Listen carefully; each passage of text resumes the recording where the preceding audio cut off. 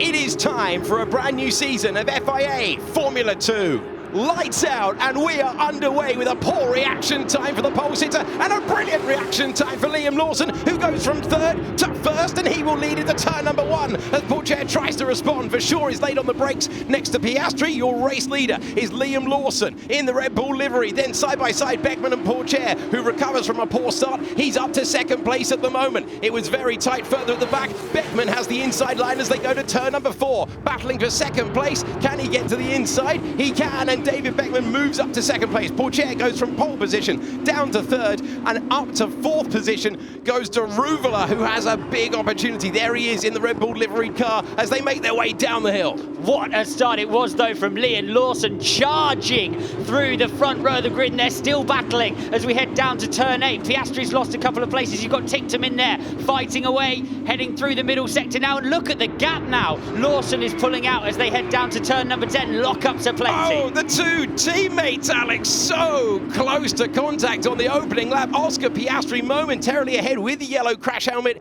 in the white and red car, but through goes not only his teammate Robert Schwartzman up to 5th place, but Lundgaard as well, diving to the inside, and Lundgaard will get ahead at turn 11. In the background, you've got Felipe Drugovich under pressure, and now launching one to the inside and spinning round Verschoor in the MP Motorsport car. Ticktum was involved in that as well. We go on board with Ticktum, who was trying to make the move, and he clips the back of you can see he clips the back of Richard Verschoor there into the braking zone. Just tried to get super deep, Ticktum, to actually take the position behind, and eventually just made contact exactly with the nose cone. So Ticktum with the penalty for causing a collision. There he is, car number 5 with damage to the nose that tells the story of his race. It's Marcus Armstrong who has come to a halt in the dams, and that will bring out a virtual safety car. Oh, we've got another car off the road there. Ralph Boschung in the Campos has come to a halt. The marshals spring into action. So Marcus Armstrong bringing out this initial virtual safety car, and during that period we've also lost the Swiss driver who's hustled so hard to get back to F2. That's the exit of turn 1. And that's Armstrong pulling off the road. Yeah, Armstrong pulling off the road with the failure, and Boschung caught unawares by the slowing dams, and that ruins his race. That's Larim Zendelli with the DRS and making his way past Roy Nissany. The distinctive Ironman crash helmet for the driver who was a winner in Formula 3 last year with Trident. We're on board with Dan Ticktum, had good pace in testing, lighting up Guan Yu Zhou. And Dan Ticktum gets himself up to 8th position, but it's a 5-second penalty for Guilherme Sanmaia. That's for a virtual safety car infringement.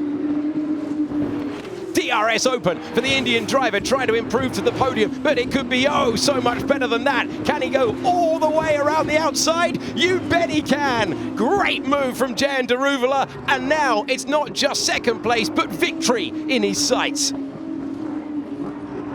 is Théo Pourchaire. Théo Pourchaire from second place in the opening race of the year has an issue, and he is dropping down the order after doing so well early on. The Sauber Academy driver appears to be falling all the way out of the points, and after a brilliant debut where he made his way from pole position, had a bad start, didn't lose his head, gathered himself together, looked like a maiden podium would be possible, but there's an issue for the Frenchman, and he's fallen out of the points. You see here now he's going up to out of the first section of the lap, and yeah, just got no power it seems, but he did try and manage it. It looked like he was trying to fix things. It wasn't a complete loss of power, but just couldn't get it back. Oh, Lundgaard has been overtaken. Piastri has got up to 5th position. This is how he was able to do it. Turn number 4, nice and late, and Lundgaard was amazed he went to the inside. Oh, move, Oscar Piastri chancing one against Robert Schwartzman, and I thought for all the world that he was going to cream into the side of his teammate there. It is every driver for themselves, even if you're in the same car, and Schwartzman currently in 4th, under pressure from the driver who knows that having won the Formula 3 Championship, if he can put together a strong F2 campaign, it gets the attention of those in Formula 1. And they're battling at the front.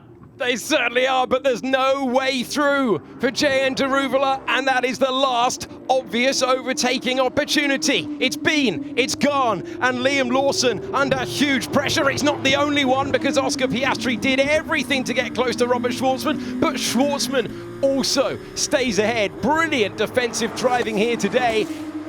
Liam Lawson will see the checkered flag first, and he wins on debut in Formula 2 with a superb drive to beat Jehan Daruvala, who once again was superb around this circuit, but it wasn't quite enough. 9/10 of a second across the line, and David Beckman on debut in F2 will complete the podium. Schwartzman just hangs on after quite a lot of pressure from his new teammate. What a story that's going to be.